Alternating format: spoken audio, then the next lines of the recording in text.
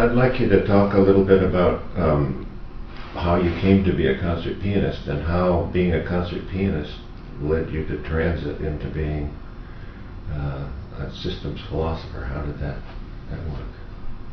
Well, I didn't intend to be a concert pianist. I mean, it was discovered that I have an aptitude or talent or whatever it is called for music. My mother was a concert pianist first and then a teacher, and I started working with me when I was 4 years old, and then she had to stop because she told me that afterwards that I thought I knew already everything. I didn't allow myself to be taught. But 6 months later she tried again, and then it got going, and so I have been considered a child prodigy and a concert pianist. That's my destination, that's my destiny, and nothing else would ever come into consideration. Once you are a musician, you're a professional musician, you are born into that, you don't do anything else. So that was chosen for me. I enjoyed music, of course, very much. As a child I enjoyed the excitement of performing, but I was never thinking of it really seriously as a nothing but proposition. That's all I would be doing. But nothing seriously came up until in my late teens. I started thinking again about things that I heard as a child from my uncle, who was a philosopher, and that got me into inquiring into questions what the relationship is between life and nature, between history and what we experience, because I went through the war experience in Hungary and recognized the tremendous changes that can occur in society, and asking questions about my own role and the role of art and music in particular in society. So these kind of questions that typically philosophers should be asking, and professional philosophers sometimes shun because they prefer to have the technicalities that they can manage. But these surfaced, and I started on my own with, in retrospect, appears to be an enormous amount of what we call self-confidence, chutzpah, I think we would call it now, but believing that I can address issues that great minds have addressed before and has not come to any satisfactory conclusion. I thought, well, I have to think about those things and see what I can come up with. Just confidence, or perhaps overconfidence. And anyway, it launched me into taking courses wherever I could, first in New York and then in Europe, and cultivating young people who were into those areas. So well, that's, again, it's a long story perhaps, but how did that lead me over? First of all, the experience of music is very liberating. When you are doing music, if you are doing it in a way that is satisfactory, that means everything works well, and you have to practice for that a lot. Then you can allow yourself to enjoy it, and then you grow wings, and all of a sudden you are up someplace and you're no longer feeling the playing, moving your fingers, but you're up in another dynamic space. And then ideas seem to flow, you know. As long as you ask questions and you want to know things, things come together. And I used to have all through my concert life until I was in my early 30s, actually, all through the 20s. I used to have a typewriter very close to the piano, and I would practice, and then I would sit down and say, now I can try and really perform and do the music that I would be then performing in public. And if I was well prepared, if the piano at home was usually a good piano, then things would work well, and this particular feeling of almost a kind of ecstasy or a deep sense of liberation and freedom, then the ideas would come, and if I felt satisfied that it's I managed to get hold of grasp some concept that I was eluding me, that I tried to pull together, then I would sit down and try typing it up right away on the typewriter. And this is how my first books were born, on a little old Remington portable typewriter, which after a while the pages become so black that you couldn't see anymore the writing on it. Then I would start and retype the whole thing from the beginning. I recognized that the computer can be a blessing in those conditions when you are formulating thoughts and you want to see it clear, and you can print it out again clear. But that's how it was. So I traveled with my notes, and because they were the only notes, there wasn't even copies in those days. You can make photocopies, photostatic copies in black and white in reverse, but only for documents. I never thought I'll make copies of my own writings on that. So I traveled with a batch of papers always with me, and one day after a concert, I was sitting after eating dinner, and after dinner I was looking at my notes again, and somebody joined me and asked what am I doing, and this person was at the concert. The concert turned out well, so I felt very expansive and started talking about my notes, which I seldom did because I felt people look very oddly at a concert pianist who all of a sudden starts talking about philosophy and science and so on. What does he want to do about those things? But here I felt good, and I talked about it a little bit, and he said, "Can you look at the notes?" I said, "Yes." So I went back and finished my meal, and then the gentleman disappeared with my notes. I was concerned, but not all too concerned, because I knew, well, I still have in my head and I can write them down again if necessary, but still I would have liked to see them back again. And next morning he showed up in the hotel where I was staying, and he said, "Well, we'll publish your notes." I said, "Well, how do you mean publish the notes?" I never thought I'd write it for anybody. These were thoughts that I wanted to get clear for myself. And he turned out to be an editor for a major Dutch publishing house, an international publishing house called Martinus Nijhoff, and published philosophy and theology. And he said, you have to put a lot of work into making it presentable. The ideas are there, but you have to write it down in a way that we can publish. So I spent another year at this, and then it got published, and that was the first of many books, which eventually then took me to a career in the academic world, and from there to the UN, and from there to freelance and doing whatever I'm doing now. But what did that have to do with my thoughts? First of all, music enabled me to think, enabled me to be free to follow up intuitions, allow the things to flow, and then it helped me to concentrate on meaning, completeness of meaning, and not be satisfied with just to get one little piece of the puzzle. I wanted to see the picture that comes out of the puzzle. Since I wasn't a professional scientist or philosopher as I started, I never thought I'll make that a profession. I always thought of myself as a musician. So I didn't care about trying to bite down too big a chunk that I couldn't chew, but I just wanted to get to the bottom of things. I asked difficult questions, and so I look for the wholeness, because in music you are always dealing with a completed work. And a really great piece of music is a combination of individual sounds with different frequencies, with rhythm and with dynamics and with harmonies. And the individual sound in itself doesn't have any meaning. It's the relationship between them all that counts. And you can't take away or add to a piece of music without changing the whole thing. In a masterpiece such as Mozart and Beethoven or Schubert, you try to change any one chord in it, and right away the whole thing becomes damaged, as it were. I mean, it just has to stand the way it is. And later on I found that this is very much how complex systems are. Certain living systems are like that. You can't substitute parts in them, you can't change them, you can't try to improve on them.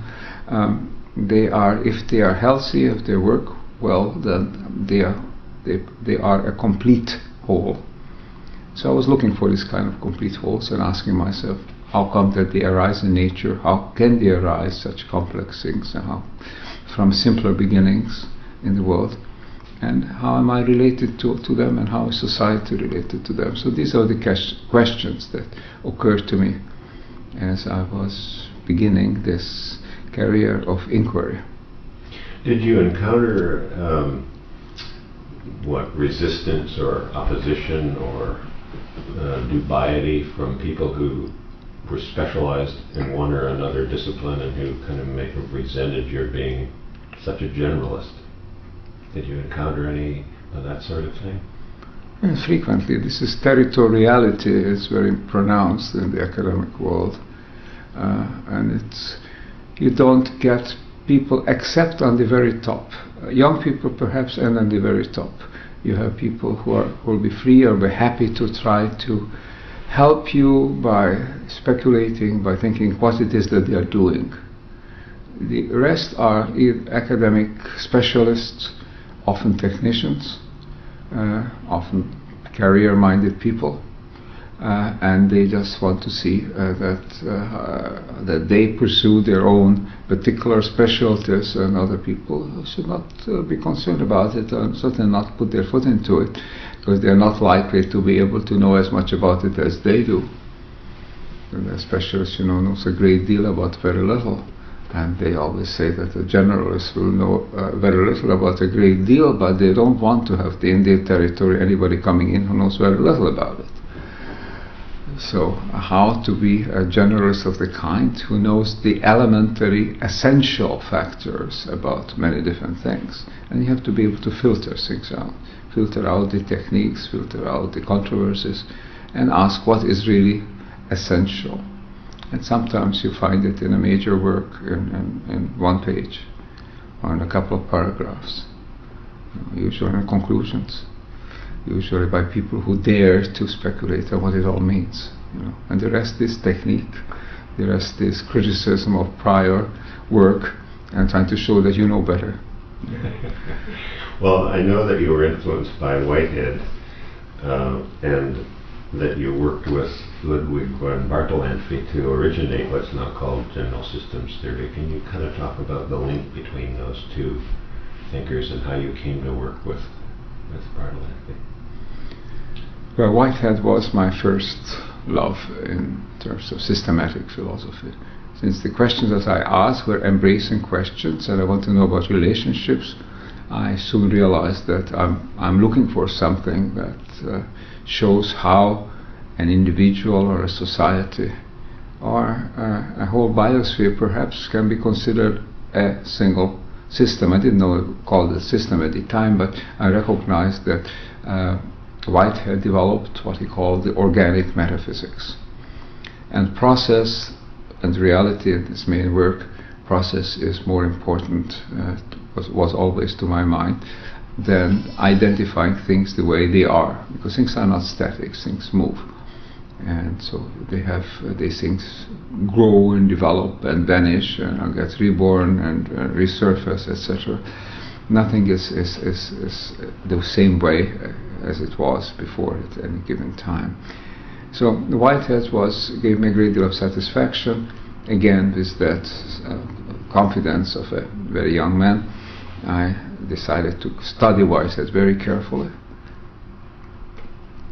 and went through it bit by bit and tried to ask myself, what does that tell us about the questions that I want to ask? And I came across this notion that whatever there is, what we can call reality, is something that's coming together in the course of time. It begins to act as a whole, and it gets to further evolve, comes together with other things, again forms another whole. And I published several books on this, 3 books to be exact, in the early period, from 63 to 66. In 66, all of a sudden, I got an invitation out of the blue from Yale University. Some people there in the philosophy department read these books and said, would I come and spend a year as a research fellow and giving a seminar and carrying on the kind of research I want to do, have access to the faculty and access to any of the offerings of the department.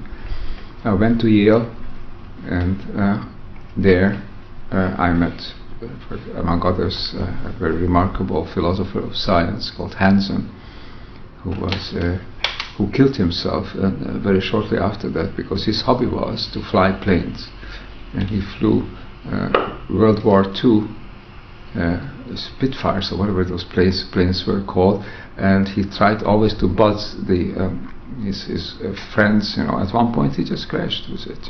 But he was a very bright man, a very inquiring man, and he developed similar ideas. And when I told him about my problems, he says, "Well, there's something that coagulates in course of time. Why don't you just call it coagula?" So I thought about this for a while.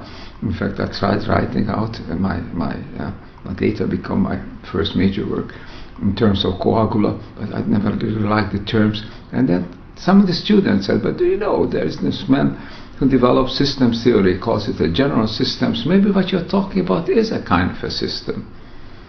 So I found out where this man lives. He was living in Canada at the time. Then he moved shortly after that to the state of New York. I got in touch with him, I met him, and we started a collaboration. And this was Ludwig von Bertalanffy, an Austrian biologist who dared to go beyond the range of his, or the territory of his discipline, and say that a system is not just a living system. Anything can be a system. It's an organization, a society, a cellular colony, whatever is a system. And he was duly criticized and excommunicated by many of his colleagues, but he persisted. I met him, I met Paul Weiss, another biologist at Rockefeller University at the time. They both wrote their dissertations in Vienna, and I think Weiss's dissertation was called "The Butterfly Considered as a System," and von Bertalanffy wrote on some very special problem and physiology, and looking at it as part of the organism as a system. So these were pioneers, and they had a great influence on me, and I tried to develop an overarching theory. I was always looking for the meaning in the whole at that time, which von Bertalanffy suggested, well, this is a systems theory, but it goes beyond on the next level, so why don't you call it a systems philosophy? So this became my major book on that, was modestly titled An Introduction to Systems Philosophy, with an introduction to it, a foreword by Ludwig von Bertalanffy. And that then launched me on the explorations that I continue to this day. Did you have much contact with Arthur Koestler during those times? I know he was... Von Bertalanffy had contact with Koestler, and they had these seminars in Austria, and I remember reading about them. I never actually met Koestler. He died before I was living in America at the time, and before I really settled or moved back to Europe, he wasn't around anymore. But I read, particularly with great attention, it had a great influence on me, a book I think he called Beyond Reductionism. Yes. And this was a series of contributions by like-minded people who were at the beginning of the systems movement. And I thought this is very insightful, and to this day I think it's absolutely should be one of the Bibles of the new thinking that we need. Another person that I wanted to ask you about,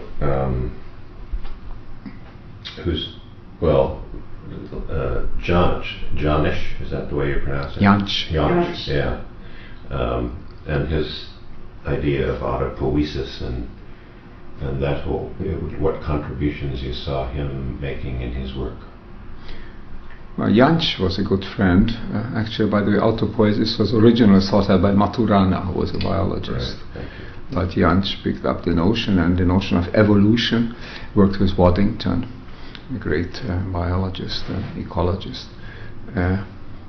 Erich Janusz had a great deal of affinity because he was professionally a music critic.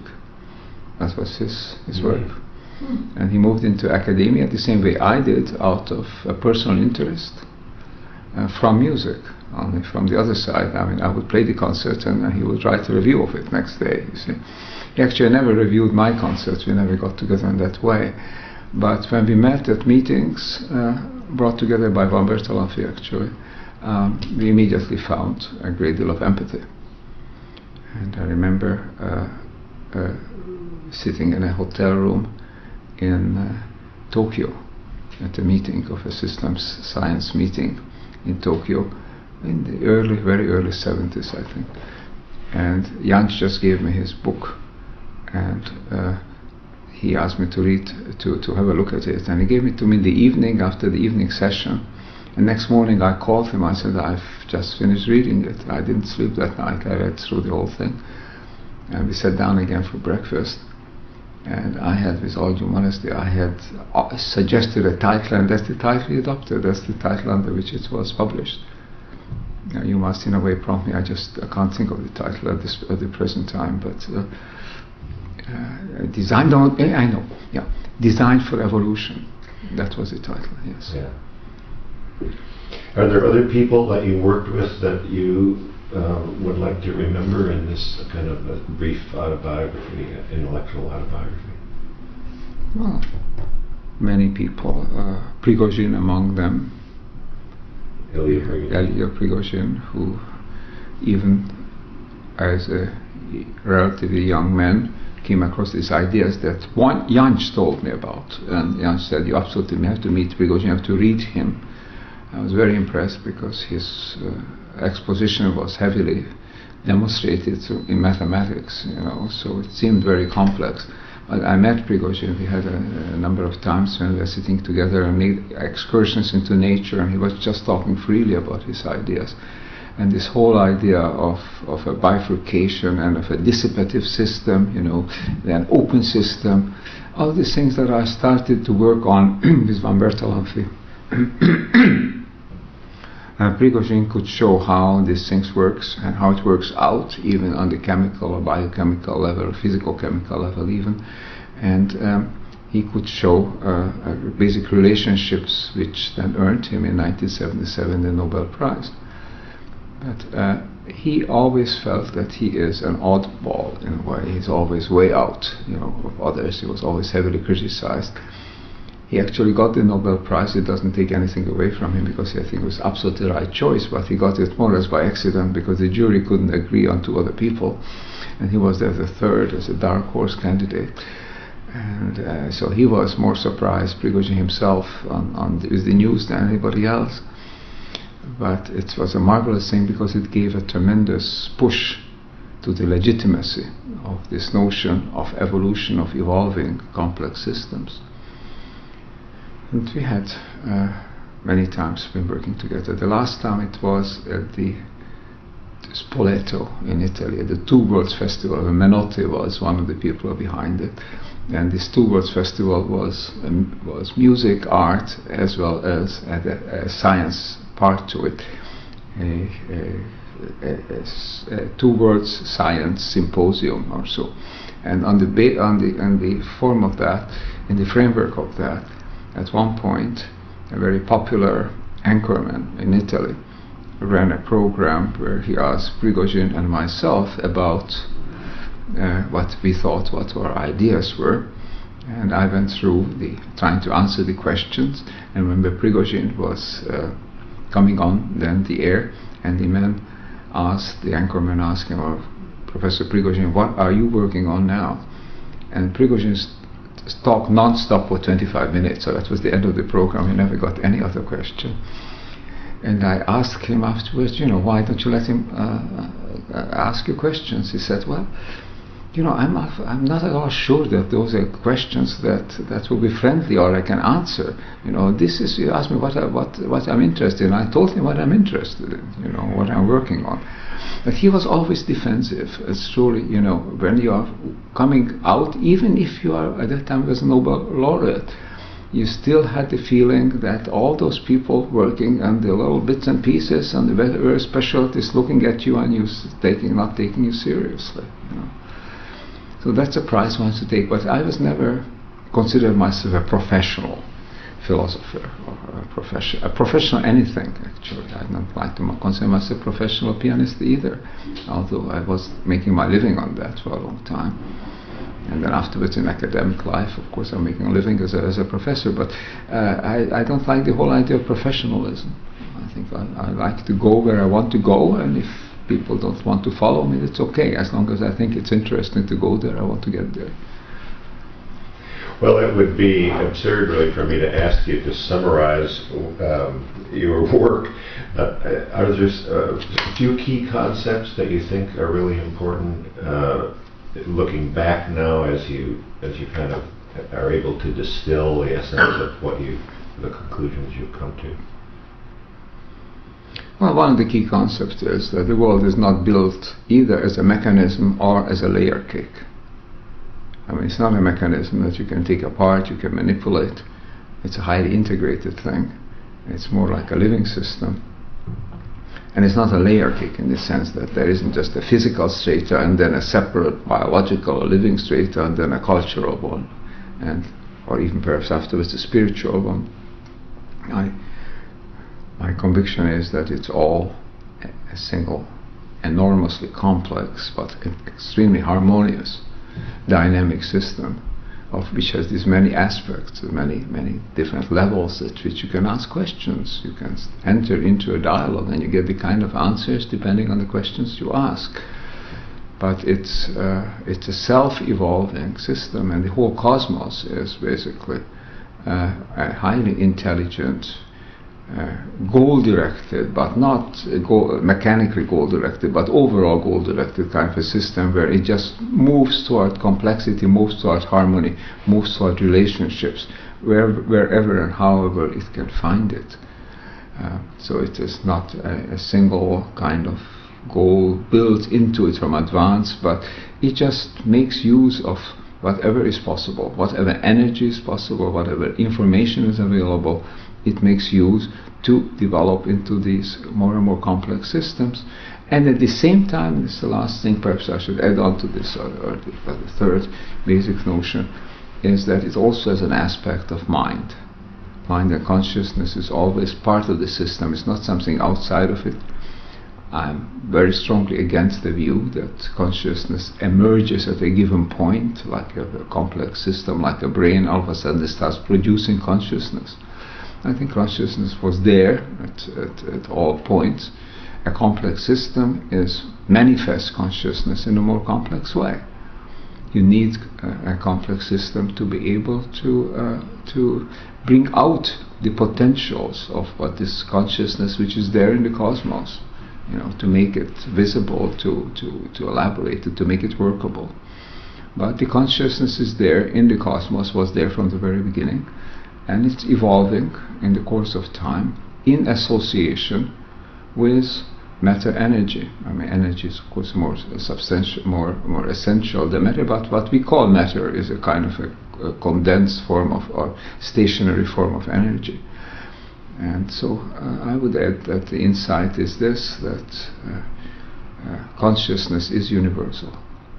And we as a human species are in a privileged position that at least in this part of this galaxy, we seem to be a species that has a high ability to manifest consciousness, because we have reached a highly complex form of biological organization, which is reflected in our brain and nervous system. And that enables us to reach a kind of level of consciousness which can recognize itself and can recognize the world, so not only exist in the world and perceive the world, but know something about itself and the world, which is expressed in the great quest of the oracle at Delphi, which said, know thyself is the greatest mission. So that enables us to attempt to know ourselves. It's not a task we can finish, but we can always ask and try. And this is a responsibility. If we have this, we have to try to use it so as to preserve this ability and to further to evolve it, to reach higher and higher levels of consciousness, maintain the species in which is our species, and not destroy itself, not destroy its environment, but help this planet to give rise to more and more complex forms of life and more complex forms of mind and consciousness. Now, you've drawn together insights and discoveries and models from a whole range of disciplines and fields. And you've seen kind of the currency of the view that you've pioneered begin to take hold in the culture. To what extent do you see this as a real paradigm change, as a, you could call it a societal-wide change of point of view? Do you think that's happening, or is there still too much resistance to what you It's in the process of happening. Increasingly I find that the ideas that I have come up with decades ago are becoming rediscovered and of course often discovered as something new. And I'm reminded by Gandhi's sayings that said that, well, if you come up with something new, innovation, first you're ignored, then you're attacked, and then finally you may be accepted with the proviso that people say, well, we have known that all along. And so the latter one is beginning to happen, but the attack is to some extent continues. I'm less ignored than I was before, I should put it that way. Well, what would you say are the real-world applications of this? You've written a book called The Chaos Point, and so I'm sure you think about all the time the very danger of our, as a species, kind of committing default suicide. What are the real-world applications of the point of view that you have that get in the way of our destructive tendencies? The recognition, first of all, that what is happening to us is neither temporary nor reversible, nor is it haphazard, purely accidental. It's part of the dynamic, part of the logic of development. You recognize that a complex system cannot keep developing the same way indefinitely. It's an open system because you can't otherwise gain in complexity unless you constantly pick up energy and information from your environment, that we know from thermodynamics. So we're dealing with open systems, and these open systems will have to maintain themselves by compensating using up the energy and the information, is the whole notion of entropy, by bringing in fresh energy and information from the environment. This process continues until the system learns to store and to utilize more and more of this energy and information, but that calls for changes in its structure. It reaches a point in which these changes are no longer smooth, gradual changes, but they are becoming sudden changes, tipping points. And this is why many complex systems, a great overwhelming majority of living systems since the Cambrian 6-7 million years ago, have become extinct. Because evolution is not forgiving. You have to be able to come up with a more viable system when you are threatened as a current system. And so what's happening to humanity is not necessarily moving to an extinction, but we are moving on the point where we could become extinct. We have one great advantage over most other species, practically all the species, that we can recognize this process. And we can find out what it is, find out that we are at this point, and not only ask ourselves what to do, but then actively try to look for and adopt ways of coping with it, so that we can re-evolve ourselves. It's not a question now of evolving ourselves physiologically, because we can't change our genotype, also we can engineer now to some extent the genetic information, but we can't make another species. We can't even make the simplest kind of species, much less kind of redo a human being. But our problems are not with our genotype and not with our phenotype as an individual. Our problems are cultural problems, social problems, civilizational problems. And that means that the coding, if I use that word, is not genetic, it's cultural, it's conceptual, it's our worldview, it's our values, and those things that we have got to change. Our worldview dictates how we act, how we orient ourselves in the world, dictates our values, dictates then our behaviors, our priorities. It sets these priorities for us, And if you're setting the wrong kind of priorities, which could perhaps work very well in the short term for us or a small group of people, but in the long term and for larger groups of people, it has negative effects or negative effect on the environment as well. If that is what we are doing, then we have to change. And we have undergone evolution, which is a cultural evolution, not a biological evolution. And this is the challenge before us, to evolve ourselves as a cultural species, because if we fail to do that, we're going to become extinct, biologically extinct, because we're destroying our environment and therefore destroying the very basis of our life. So there it is, to recognize this, that there is a point of this tipping point, it's called a bifurcation point, or more popularly I call it a chaos point, where there is the choice before us is similar to that of a bicycle rider. Somebody goes on a bicycle and goes uphill and finds that it's getting heavier and heavier to pedal. After a while his energy seems to be running out and he can't keep going forward again, he can't go backwards with a bicycle, so he has to find another way. If you don't find another way, you're going to fall off. And it's as simple as that. In a bifurcation point, you either manage to move forward by finding a different path for your evolution, or you disappear. You dissolve, so to speak, or disaggregate to your stable component, which is what happens when an individual dies biologically. A society can disaggregate to small family components, to small tribes, etc. as well. Then its culture has been demolished, basically. If you try to do that today with the kind of tremendous powerful technologies we have at our disposal, we might very well kill ourselves off in the process. So we can't allow these systems to simply get demolished. We have to evolve them into a higher level of cooperation and at a higher level of synchronization, syntropy if you like, or synchronization. And that's the challenge. It's possible to meet this challenge, but the precondition is to recognize that it's there, to recognize that it has a logic of its own. You have to interact with the system, just as if can you interact with a computer, in some way. You don't just go around with a hammer trying to fix it in some way. You can interact with it logically. Our human systems are, in that way, dynamic systems that require us to cope with a good deal of understanding and insight. Mei Wang Ho has talked about this concept of syntropy or negentropy. Can you talk a little bit about how this tendency to self-transcend in systems relates to the second law of thermodynamics and the whole idea that things inevitably run down? It seems like evolution is going counter this tendency. Well, the idea that there are two basic directions in evolution goes back to the 19th century. People like Boltzmann and Bergson were very much struck with this problem.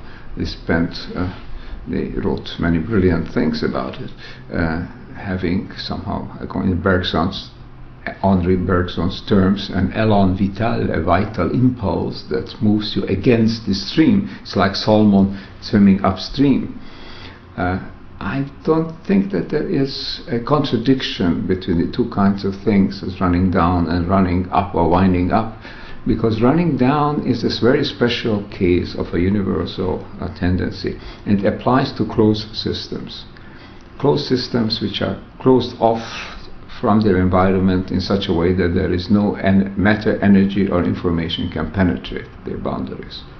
If you have a system like that, then sooner or later, of course, it uses up its free energy, it runs down and becomes inert.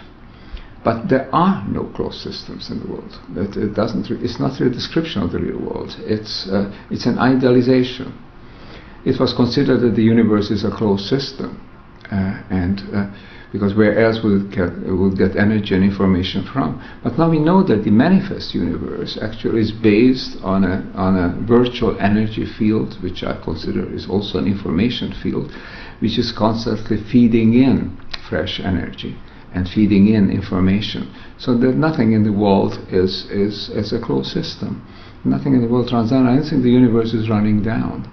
I think the universe is evolving, is structuring itself, and it's generating information, and it's conserving the information, can build on that information. Is there an element of teleology in this? Is that what you're suggesting? Or is it a learning universe, kind of? Just making it up as it goes along? It's not teleology, it's teleonomy. And the distinction is just that you are generating the direction. It's not pre-given. It's an example that was given by John Wheeler that I find very insightful. It's based on the very familiar parlor game of 20 questions, where somebody goes out and somebody else goes out, and the rest of the people think of something, and then the person can ask various questions, like, for example, is it animal or mineral, and so on. You can only answer yes or no, but there's a precondition. Your answers have to be consistent with one another, of course. So that there is a special variant of this where the person goes out and the others conspire to pretend that they thought of something, but they haven't thought of anything. But they will give an answer, always yes or no, and their answers have to be consistent. Each answer has to be consistent. And a skilled interlocutor can, within 20 questions, easily come up with an answer, the goal.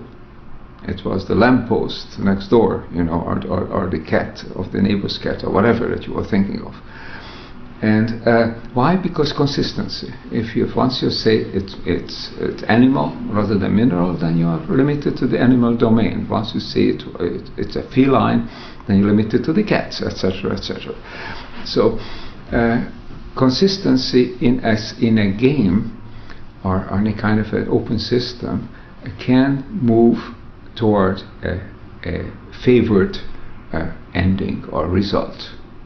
It generates its own goal. Wheeler actually offered this not as an example of evolution, but as an example of quantum processes, so it seemed to also to move into their own direction without any mechanical impulse given to them. But it's a general case, so I don't believe goals are given, God-given or whatever given. Goals are being generated. Why? Because the system is consistent and has a certain potential. In that sense, there is some amount of directionality preconceived there, that this universe system appears to search for complexity, search for harmony, for integration, search for the use of the available energy and information. Why don't we have just inert gases in this universe? Why do we have stars and planetary systems? Once you have this planetary system on Earth, why don't we just have the simplest kind of algae in it? Why do we have more complex systems? The algae is a very good organism. It can survive under most of the conditions that we have on the planet Earth. Why did they have to look for oxygen in the atmosphere to move beyond that first stage and create this more complex systems with the enclosed nucleus of the cell? So there is something, yes, definitely, which seems to be a preferred direction, not a pre-given goal, but a direction of development. And human society itself moves toward it in the same direction, from simple, relatively simple societies with very clear-cut division of labor. The men go out hunting or gathering food, the women tend the home fires, so to speak, and take care of children. In one version or another, simple tribal societies are very stable and have a very clear-cut ability to survive. Why do we go beyond that? Why did we go beyond that and move always to more complex societies, less and less stable? As we go to a complexity, we become less stable, more able to react, at the same time more endangered by outside influences. A human being can be flattened not only by a stone, by a brick falling from the second floor someplace, but also by a common flu, if it's a bad variety. A simple organism is much more stable than that. A cell can divide and divide, and it has no really end to its existence. Sharks have survived for millions of years unchanged, basically. They are very good organisms, but evolution doesn't stop. It moves on toward higher levels of integration, higher levels of organization, greater and greater sensitivity, and we are at the vanguard of that particular movement as a human species. So, did you? Yeah, I was wondering if we could talk about intentionality and the power of common intent right now at this point to affect the direction. And maybe in the context of the Akashic field, I don't know if that relates. I think everything relates to Yeah. Well, but the intention, or the power of intentionality raises the question of whether consciousness can be a physically effective factor, or I don't even know what the alternative to that is, but which is purely an ideal thing that happens in your head and doesn't affect anything else. But if you look at consciousness as an instrumentation, as an instrument whereby you are reading information in the cosmos, in the world around you. It's a biosphere, or obviously it's not the whole cosmos immediately, but what there is given already. And so not limited to going to libraries and opening books or going to the internet and opening up a website, but you can also intuit information. Then your consciousness becomes a powerful factor in your own development. And the same way, then, if you can pick up information from others, it stands to reason that you yourself can give information. You yourself can affect others. And that's the power of consciousness, that we can read ourselves into this information field just as simply as we can read out others from this information field. I think this is a holographic process, but that's perhaps another more technical problem. But the factor seems to me that if your consciousness can affect the field, then whatever you project through your consciousness will also affect that field. There are many provisos for this, because it does seem, and some experiments show, that too much intentionality, too much directedness can actually bias the results and do not always lead to the desired results. One anyway has to allow a level of spontaneity, which the Easterners, the Orientals, have understood this very well when they talk about emptying your mind, not having a sense of the ego and what your ego wants to do. So this entering into the field with this kind of an openness, with an open mind, I think has a greater effect than entering on it and saying, now I want to do something, to it. And this, I think, the power of intentionality lies there. We know the power of meditation and prayer to heal, and it can be used for good or for bad. In voodoo, sometimes has been used to inflict harm. But today, those people discovered this, I think, are more intent on healing than on using it negatively. At least I hope so. So you have traveled the world now for some years, spreading the word, as it were. What do you see as your kind of social-cultural goal, and what are some of the organizations that you have formed or are in relationship with? Well, I was a part of the Club of Rome from the beginning, which is a think tank that in 1972 we published this report, The Limits to Growth, which made an impact at the time, although it was generally dismissed by the business community, saying, wow, this is just a computer projection, and they were saying garbage in, garbage out. If you don't know exactly what you're putting in, you can't depend on what's coming out of it.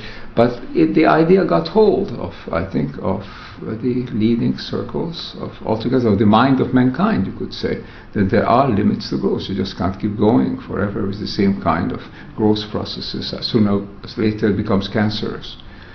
So now then I founded the Club of Budapest, which differs from the Club of Rome in that we decided not to just to address ourselves to decision makers in politics and business, but go to civil society, talk to people, and try to use the power of art and spirituality as well to bring about a change in consciousness. basically changing consciousness, not just looking for strategies of better sources of energy, important as it may be, or better politics or better business strategy, but to use the power of consciousness to change people's priorities, values and behaviors. That's the basis of it. And my ambition is to make the Club of Budapest superfluous, and then we'll close it down. We said at the very beginning of the Club of Rome also that what we no longer needed, then we'll close it down. It hasn't been closed down, although it has, I think, survived to some extent its usefulness. But the Club of Budapest, for the time being, is still very useful. It should be useful. It's more useful than it's actually, as the role that it actually plays, because it's not recognized sufficiently as how useful it could be. But my goal would be, which I don't think I'll reach in this lifetime, of reaching a point where an organization like the Club of Budapest is no longer needed, because the consciousness change has occurred and people have managed to create a civilization which has diversity, but which has unity and which is peaceful and sustainable. So what gives you hope that that can, in fact, will occur?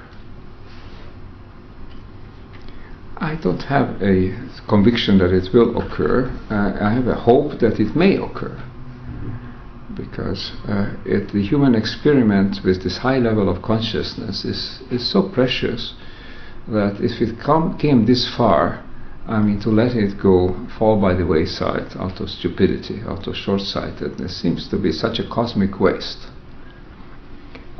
So there is, I think there may be powers.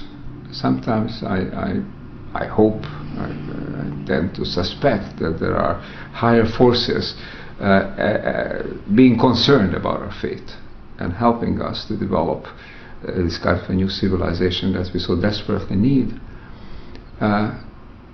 There is definitely a kind of a spiritual reawakening in the world, as a renaissance of some kind. There is what the French would call a prise de conscience, somehow awakening of one's consciousness. Whether it comes in time, I don't know, but it is happening, and the human system is reacting to the dangers. What gives me hope is that this system has a great deal of autonomy, a great deal of resilience, and it is able to, in some sense, like an organism, produce an antibody to the toxins. Toxins is old-fashioned behavior, and the antibodies would be a wiser form of behavior, wiser ideas. So that gives me hope that this may be the case, that the human system, the human species, is a self-organizing, self-evolving species that is able to surmount the crisis. Is there anything we... Could you just mention some of the projects that you're involved with around the world with that are galvanizing and helping to evoke that kind of response? Well, the projects I'm involved with and working through the Club of Budapest in partnership with many other organizations, all center on encouraging this transformation of consciousness toward a more sustainable civilization. There are various levels.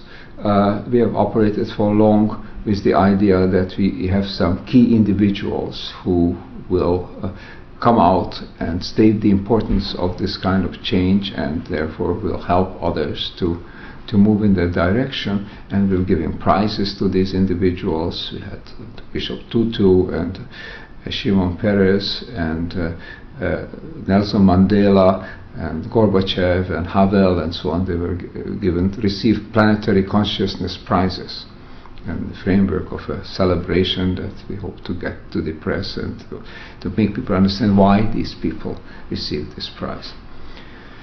Then we have tried to do surveys of the kind of culture that is emerging, seemingly on the margins, but is moving more and more into the mainstream. Some of these are called the cultural creatives, kind of a subculture that is living more responsibly and sustainably. It doesn't have the weight that it should have, the political and the economic weight, because people don't know how many people are and how determined are they to live differently. Yet the people I tend to talk to are all cultural creatives of one kind or another, and in a way I can be accused of preaching to the converted. But this is certainly one kind of project. And lately we have been involved also in the educational level of trying to create a way in which people who want to gather knowledge inform themselves, and skills as well in this direction, can in the process also acquire an academic credential. So we are, if all goes well, by the end of this year we'll have an operation, something called the World Shift University, which will give a master's degree in sustainable transformation.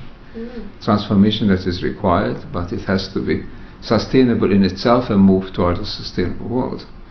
Last but not least, I should mention a project which attempts to demonstrate or to make clear to people that consciousness does affect conditions, and we bring together people to meditate on a peaceful and sustainable world. And this started relatively modestly, although the first impulse was already quite ambitious. It was in Japan. The Goi Peace Foundation decided to hold a meditation event for 10,000 people at the bottom of Mount Fuji, their sacred site. And when I heard about this, I suggested that let's join this with other events. Maybe other people would like to join elsewhere, and then let's see what effect it does have. And I suggested it first to spiritual people I know in India, and they happily embraced the idea. To make a longer story short, it now turns out that we have upwards of 150,000 people involved in one day in a protocoled and hopefully disciplined way, getting together. Whatever they do before or after, it will be their business, but for half an hour meditate together at an exactly chronographed, synchronized way at a time in different parts of the world, and for 5 minutes they will hold hands around the representation of the earth and send healing energies. At the very least, we hope to show is that this has an effect on crime rates, on suicide rates, on accident rates in the area. Possibly it has an effect on computers that are so sensitive that even very small, apparently even consciousness changes can influence it. These are random number generating computers that have been operating out of Princeton for quite a while now, and we're going to monitor that as well. So that's an experiment. Last but not least, I want to say, by the way, this experiment is to take place on the 20th of May in 2007. And can people participate if they want? People are most welcome to participate, and we're asking people to join wherever they are. If they can come together in a groups of a little larger group of, let's say, 500 people or more, then to let us know, and then we'll register it and we'll have them monitored. They don't know that they have nothing to do with the monitoring, but we see if there's an effect, as I said, on social indicators and on computers, elsewhere on the computers worldwide. And where would they go to join? Is there a website? They would look at the website, which has this sort of complete name of Global Peace Meditation Prayer Day, in one word, .org. And we hope that this 150,000 will grow. Some people claim that we'll reach 500,000. I don't know yet. We have 1 more month to go at this particular moment. And then, last but not least, I should mention that we are hoping to bring together at high-level meetings, at one meeting, the spiritual leaders of various religions and spiritual movements in Bangalore. And this was to take place this June 5th and 6th. And at another meeting, try to get together opinion leaders and political leaders, but mostly not active politicians, but former politicians who are freer to act and to try to come forth with their own views, hopefully beneficial views, without running into political difficulties as a result. And my hope for that latter meeting is that these political leaders will endorse creating an organization that I provisionally call the Endangered Populations Survival Security Council. Again, I can't find a shorter term for this, but the idea is should be very clear.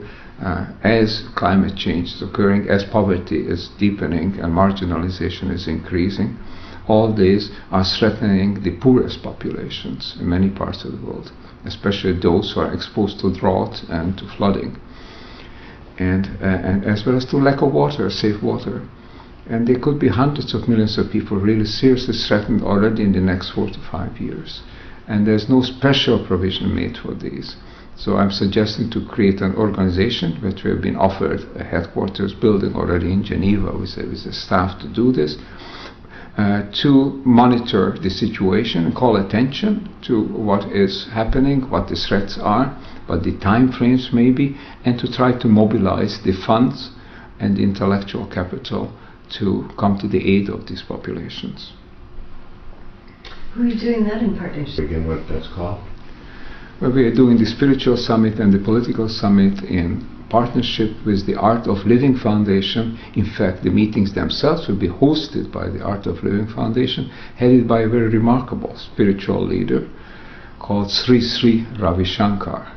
He's the only spiritual leader who is routinely and normally given the honorary name of Sri Sri, not just one Sri, and is also known as His Holiness, as the same as the Dalai Lama.